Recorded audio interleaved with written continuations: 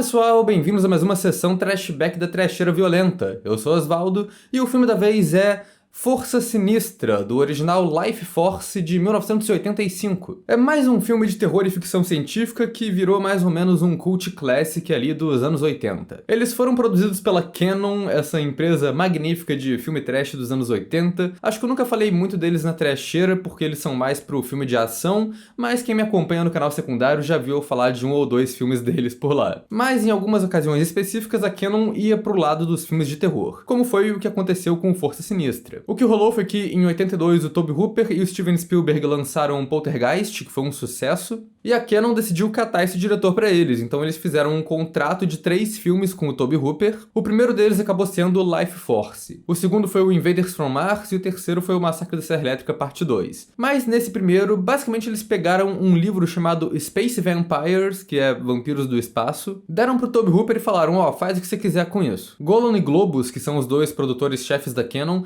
eram famosos por serem fãs de cinema e serem bem de boa com os diretores, eles só davam o dinheiro e deixavam eles fazerem qualquer merda. O Tobe Hooper então decidiu fazer um filme que ele dizia que era uma homenagem aos filmes da Hammer, anos 50, o que faz sentido porque é um filme que se passa em Londres, tem um elenco bem britânico, mas eu, na real, achei a vibe dele bem mais parecida com os filmes americanos dos anos 50, aqueles filmes anticomunismo, que eram de aliens invadindo a Terra e tomando o corpo das pessoas, e que a maior parte do filme é só um monte de gente discutindo numa sala. E uma das pessoas que escreveu esse roteiro pro Tobe Hooper foi o Dan O'Bannon, o mesmo cara que escreveu o Alien, o Oitavo Passageiro. Então, porra, entre esse roteirista, o diretor de Massacre da Serra Elétrica e esses dois produtores que deixavam rolar qualquer coisa desde que tivesse mulher pelada e violência, tu acha que isso seria uma receita pro sucesso e que Life Force seria um filme um pouco mais falado, né? Mas não é tão simples assim, porque essa liberdade toda que eles tinham acabou provocando o óbvio. Os caras foram ambiciosos demais, decidiram meter um filme que era meio vampiro, meio alien, meio zumbi, estouraram o orçamento e o tempo de filmagem estabelecido pela Cannon, e até onde eu vi na internet parece que o filme não foi oficialmente concluído. Ele só parou de gravar quando acabou o dinheiro e tem alguns relatos que dizem que cenas importantes da trama não chegaram a ser gravadas. Mas ainda assim o filme foi finalizado com uma história de começo, meio e fim e foi lançado. Ele acabou sendo um dos filmes mais caros produzidos pela Cannon e ele foi horrível de bilheteria. E o baque que ele fez pra empresa nunca foi 100% remendado ali. Porque depois disso a Cannon foi entrando cada vez mais numa queda em espiral ali, o que acabou com a falência da empresa 10 anos depois. Apesar de tudo, como o público do terror, igual eu, igual vocês, a gente gosta de resgatar alguns filmes da lixeira da história. Então Força Sinistra foi ganhando uma força, trocadilho não intencional, com o tempo. Hoje em dia ele já tem a sua reputação como cult classic e é considerado uma boa trecheira de terror e ficção científica dos anos 80. Eu pessoalmente acho que tem muita coisa legal nesse filme, principalmente o trabalho de efeitos práticos do John Dykstra, mas eu acho que ele é muito longo e ele fica meio chato também. Mas antes de falar mais sobre ele, vou pedir pra vocês se inscreverem no canal se vocês não forem inscritos ainda.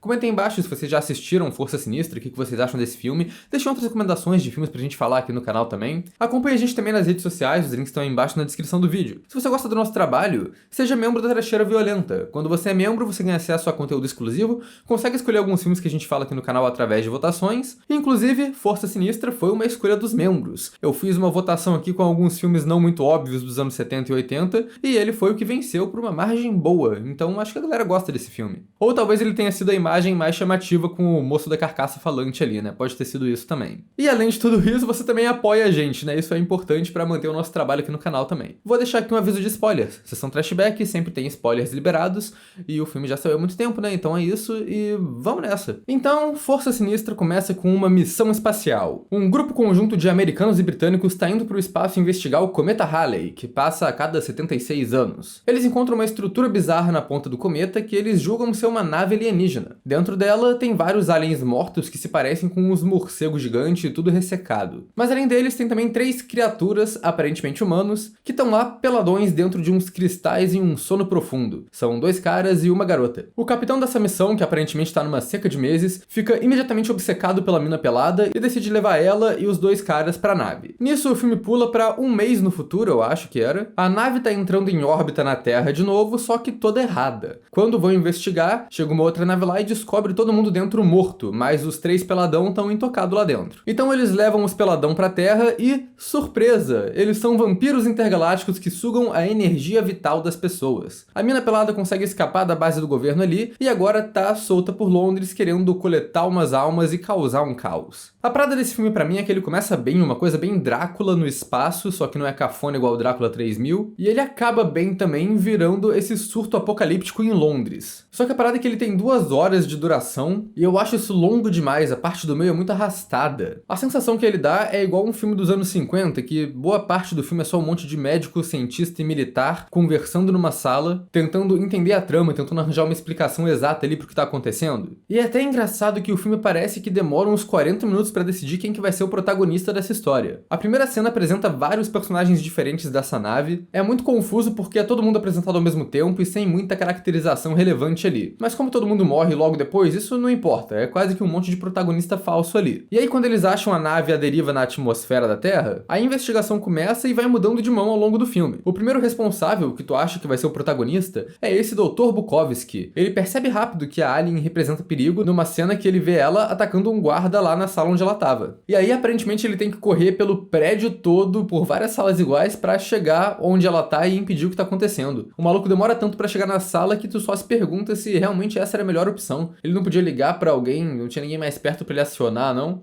Mas enfim, ele é atacado pela vampira, mas ela não suga toda a energia vital dele, só que ele fica meio atordoado pelo resto do filme, até que ele só some na metade e morre off-camera antes do 3º ato. O filme apresenta ele junto com outro personagem que é o Dr. Falada, que já age com autoridade desde o começo e ele começa a virar um especialista nas criaturas. Parece que ele vai ser um protagonista ou no mínimo um Van Helsing dessa trama. Ele mais ou menos cumpre esse propósito, porque ele começa a relacionar os vampiros aliens com os vampiros da lenda. Então ele saca um jeito de matar eles ali, que é relevante pro final do filme. E talvez ele seja o personagem com mais desenvolvimento ali, porque ele tem um arco bem claro. No começo ele fala que ele tem uma fascinação pela morte. No final, quando ele tá se transformando numa carcaça e morrendo, ele parece estar meio feliz ali numa cena dramática, que ele finalmente vai descobrir se a teoria dele tá certa ou não. Então tem algum arco de personagem ali. Só que isso acontece numa cena meio deslocada no final do filme, porque ele meio que também some na metade. Os outros personagens vão seguir a trama por aí, investigando, e ele fica na base e é deixado pra trás e não tem tanta relevância assim no final do filme. Quem é o mais protagonista de fato é o Coronel Kane, que chega pra tomar controle da investigação depois de meia hora de filme. E aí tu acha que já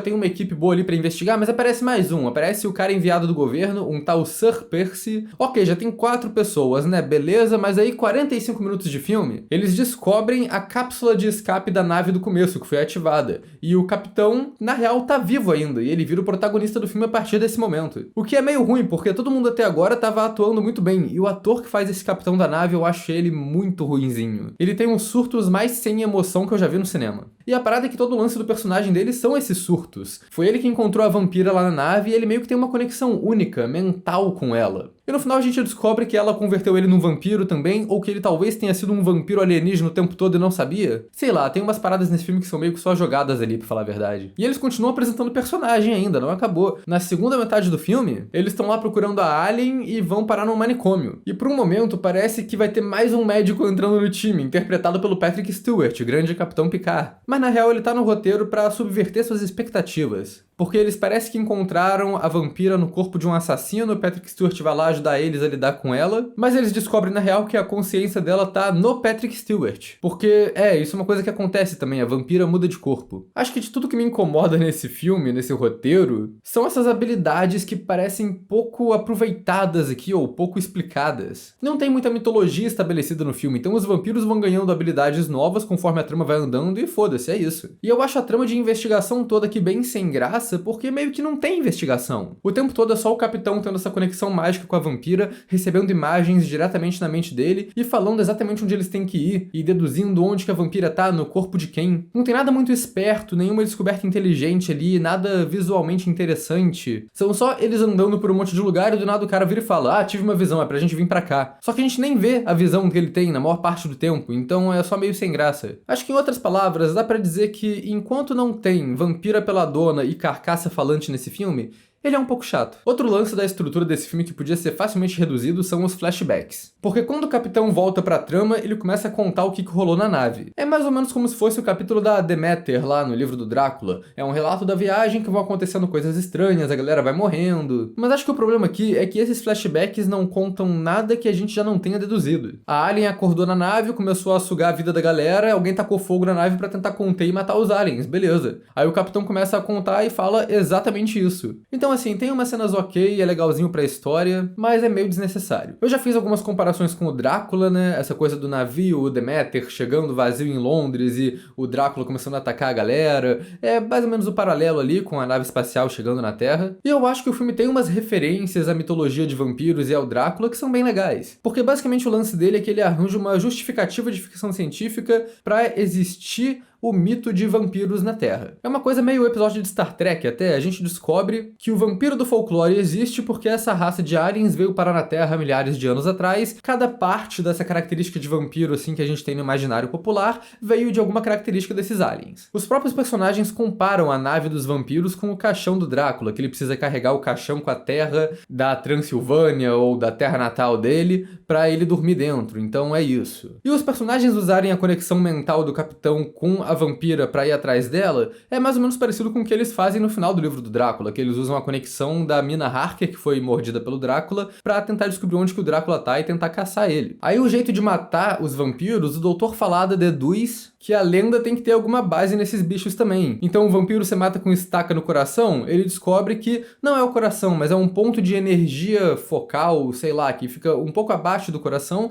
que se tu enfiar uma estaca ali, uma espada, qualquer porra, tu mata o vampiro. Aí todo esse lance da galera ser sugada e acordar um tempo depois e virar meio que um vampiro eles mesmos pra tentar sugar as outras pessoas, isso é meio inspirado em vampiros convertendo outras pessoas em vampiros, né? E até o lance do folclore deles se transformarem em morcegos, a gente vê no filme que é porque a forma real deles, alienígenas, são esses morcegão gigante. E eles podem se transformar neles quando querem, como acontece em uma vez ou outra nesse filme. E eu acho legal também que essa trama parece ser um exercício de inversão de gênero com a história do Drácula. Ao invés de ser um vampiro sedutor que tá atacando as minas de Londres, é uma vampira mulher que seduz e suga a energia vital dos homens. Então é uma dinâmica parecida, mas tem essa inversão de gênero que torna diferente o suficiente. Mas tem esse problema que eu mencionei das habilidades dos vampiros, né? Eles meio que vão só acrescentando coisa ao longo da trama e tu tem que lidar com isso. No começo estabelece que eles sugam a vida dos outros e criam outros vampiros, beleza. A forma real deles é o morcegão biruta lá, mas eles aparecem como um monte de humano pelado, porque eles se adaptam de acordo com quem tá vendo, porque eles analisam a mente das pessoas. Então maneiro, explicado também. Mas aí depois no filme, 2 guardas explodem os vampiro macho com uma granada. Só que depois a gente descobre que eles não morreram, eles só transferiram a consciência deles pro corpo dos guardas. E essa parte de transferir de corpo pra corpo é o que parece mais largado assim no meio do filme. Porque não tem indício nenhum de que isso pode acontecer até o capitão ter uma visão e falar: pô, eu descobri onde a vampira tá, mas ela tá no corpo de outra mulher agora. Aí os caras perguntam: ué, ela pode mudar de corpo? E o capitão responde algo tipo: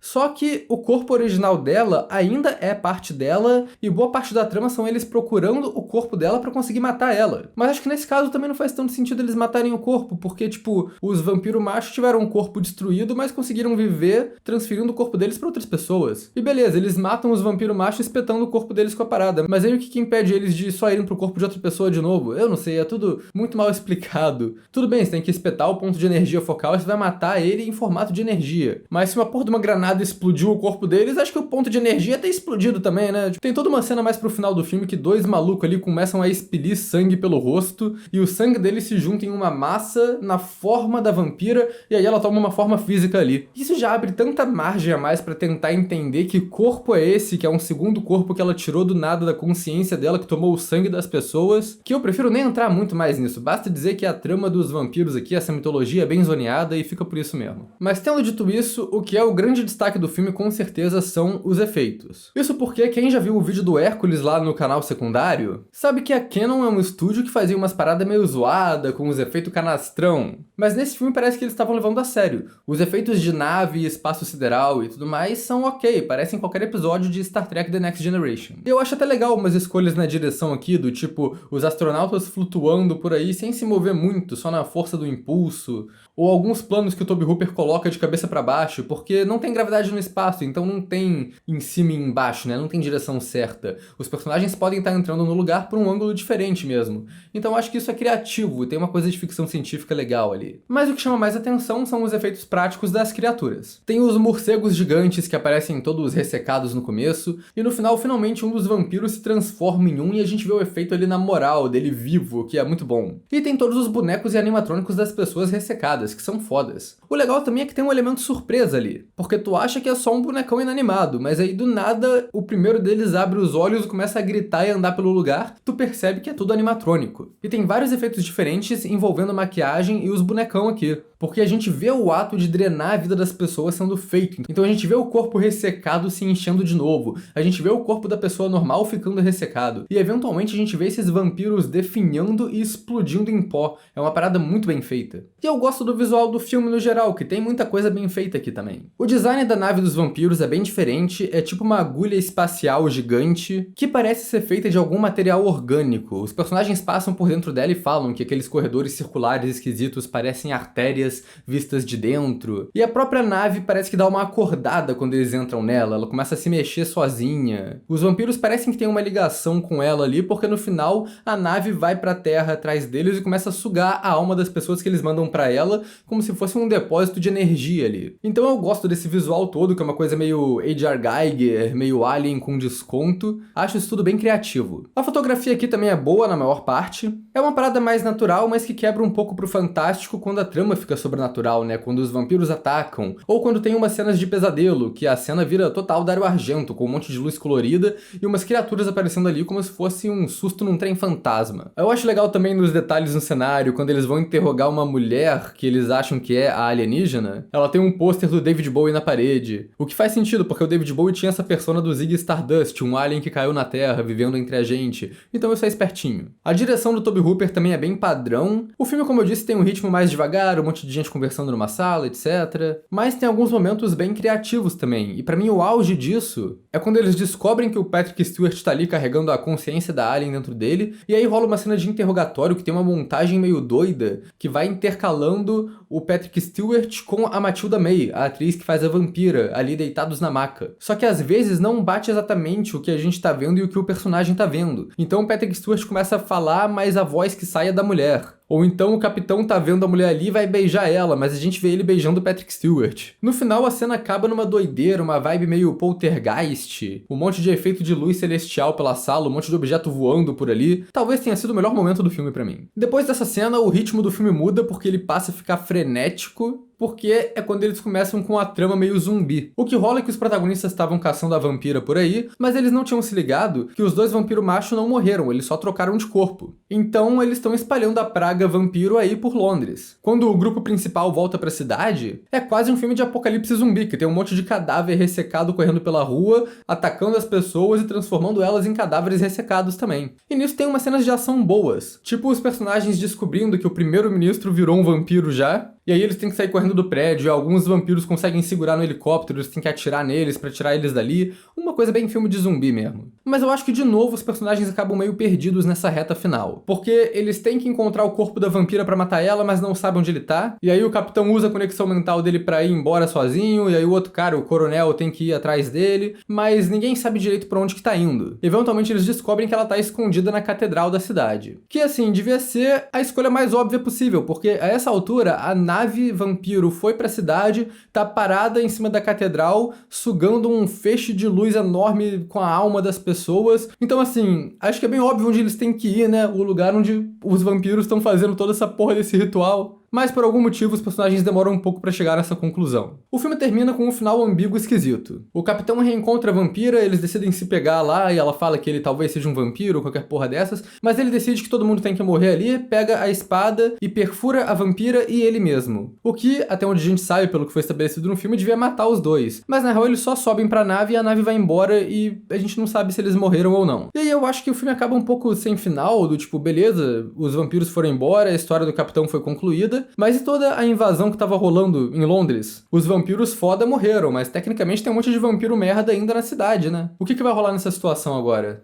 Não sabemos. Assim, esse filme é meio que uma zona, como é de costume pra Canon, mas pra dar um crédito, ele não é mal feito e incompreensível igual boa parte do catálogo deles parece ser. É um filme que eu acho que se tivesse uns 20 minutos a menos, seria bem mais divertido. Talvez ele não teria tanta cena de explicação, mas não é como se essas explicações fizessem sentido de qualquer jeito, né? Mas do jeito que ele é, eu acho até que vale a pena ver ele também, porque ele tem essa ideia legal aí sobre vampiros e aliens anciões, e tem os efeitos muito maneiros aqui, e acho que dá pra concluir que é uma boa trecheira. Então, é isso e até a próxima.